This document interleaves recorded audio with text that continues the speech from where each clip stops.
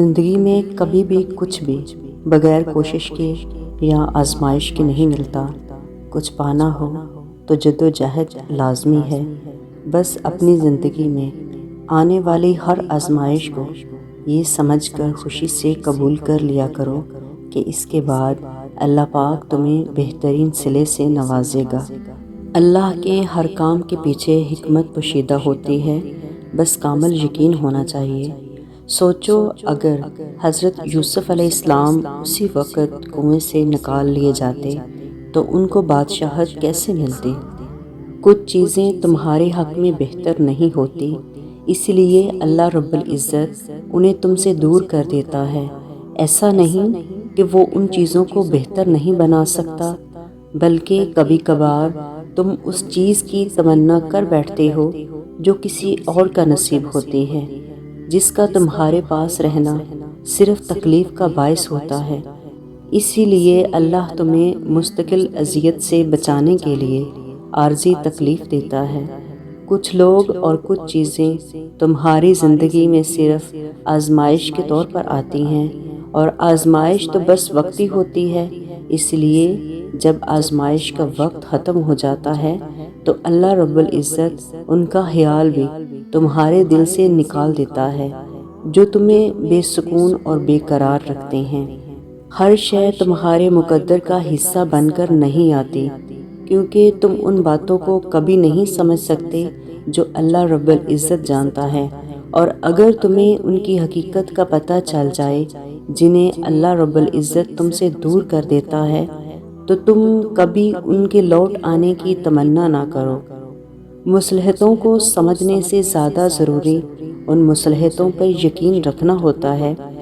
جیسے تم اللہ رب العزت کو مان سکتے ہو مگر جان نہیں سکتے، اور اسی کو ماننا ہی سب سے ضروری ہے، کیونکہ اس کی ذات تمہاری سوچ سے بہت زیادہ وسیع ہے، اور جس کو جاننا ناممکن ہو اس کی مصلحتوں کی رازداریاں تمہاری سمجھ میں کہاں آنی ہیں۔ غم ہی سے تو زندگی کی لذت ہوتی ہے، اور امتحان اللہ انہی کا لیتا ہے جن سے وہ بے پناہ محبت کرتا ہے۔ جانتے ہو کیوں؟ تاکہ وہ انہیں چن لے اور اپنا بنا لے۔ کو وہ چن لیتا ہے انہیں کسی اور کا نہیں ہونے دیتا، اسی لیے وہ ان چیزوں کو تم سے دور کر دیتا ہے جو تمہارے اور اس کے درمیان فاصلہ قائل کرتی ہیں، اور یوں اختتام میں وہ رہ جاتا ہے اور تم رہ جاتے ہو۔ اللہ پاک قرآن میں فرماتے ہیں کہ جو کچھ بھی اللہ کی راہ میں صرف کرو گے وہ تمہیں پورا پورا دیا جائے گا، اور تمہارا حق نہ مارا جائے گا۔ پتہ ہے قرض وہ کبھی نہیں رکھتا، نہ آنسوؤں کا قرض، نہ یقین کا قرض۔ تم جو اسے دیتے ہو وہ اسے تمہیں دگنا کر کے واپس عطا کرتا ہے۔ تم ایک قطرے کے لیے آنسو بہاتے ہو، وہ تمہارے لیے 7 سمندر دینے پر اختیار رکھتا ہے۔ تم اگر اس پر ایک ستارے جتنا بھی یقین رکھو گے تو وہ تمہیں اس وسیع و عریض آسمان سے بڑھ کر معجزے عطا کرنے پر قادر ہے۔ میرا رب بڑا خوددار ہے، بڑا عزت والا ہے، بڑا رحیم ہے، بڑی طاقتوں والا ہے۔ وہ لیتا نہیں، وہ تو بس دیتا ہے، یہی صفت ہے اس کی، وہ اسی نام سے تو جانا جاتا ہے۔ وہ کہتا ہے کہ میں عطا ہوں، میں عطا کرنے والا ہوں، تمہاری سوچ سے باہر، تمہارے گمان سے بہت آگے۔ اس کا وعدہ ہے تم سے کہ دعا کرو، میں تمہاری دعاؤں کو قبول کروں گا۔ پھر کون ہے جو تمہیں بے یقین کیے ہوئے ہے؟ جب دینے والا کہہ رہا ہے کہ مانگو مجھ سے میں دوں گا، تو پھر تم مانگتے ہوئے کیوں پریشان ہو جاتے ہو؟ دیکھو تمہیں وہ مانگنا ہے جو تمہیں چاہیے، باقی کے انتظامات وہ خود کرے گا، غیب سے، عرش سے، فرش سے، یہ وہ جانے اور اس کی قدرتیں جانے۔ دعاؤں سے مقدر بدلنے کا وعدہ خود اللہ رب العزت نے کیا ہے، بے شک وہ اپنے وعدوں کا بڑا پاسدار ہے۔ یاد رکھو جب تمہارا ٹوٹا ہوا دل اللہ رب العزت سے التجائے کن کرتا ہے تب عرش سے مدد کے ذریعے بنتے ہیں، قبولیت کی صدا آتی ہے۔ ایسا کبھی نہیں ہو سکتا کہ تم ساری رات تڑپ کر گزار دو اور اللہ رب العزت کو خبر نہ ہو، اور ایسا بھی کبھی نہیں ہو سکتا کہ اللہ رب العزت تم سے کچھ لے لے اور بدلے میں اس سے بہتر نہ نوازے۔ ایسا کبھی نہیں ہو سکتا۔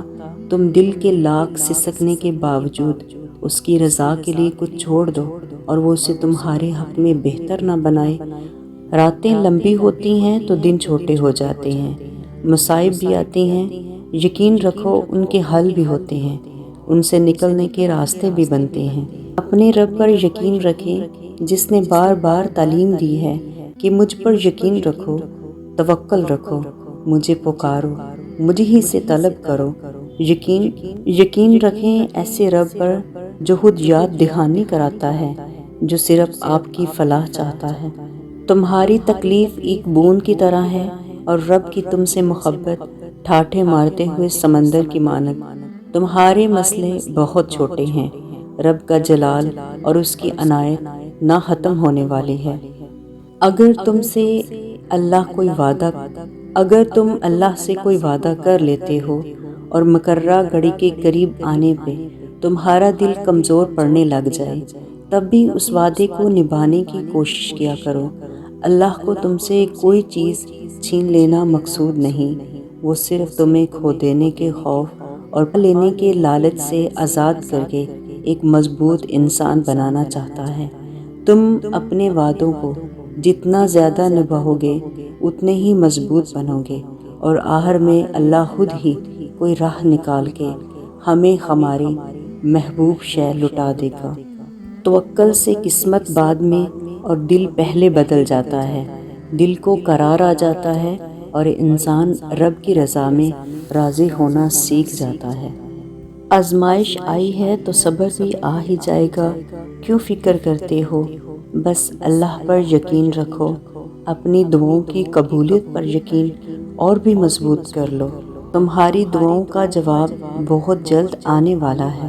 یہ جو دیر ہو رہی ہے تمہیں ملنے میں، ہو سکتا ہے تمہارے اس انتظار میں بہتری ہو، اور ہو سکتا ہے اللہ تمہارے صبر کو آزما رہا ہو، اور یہ بھی تو ہو سکتا ہے کہ جو تمہیں ملے اس کو تم پا کر بے انتہا راضی ہو جاؤ اور خوشیاں تم سے سنبھالنا ہی مشکل ہو جائیں۔ یقین رکھو جو دیر سے ملتا ہے اس میں بہتری ہوتی ہے، اور دعا کرتے رہو اس میں اللہ کی رضا ہوتی ہے۔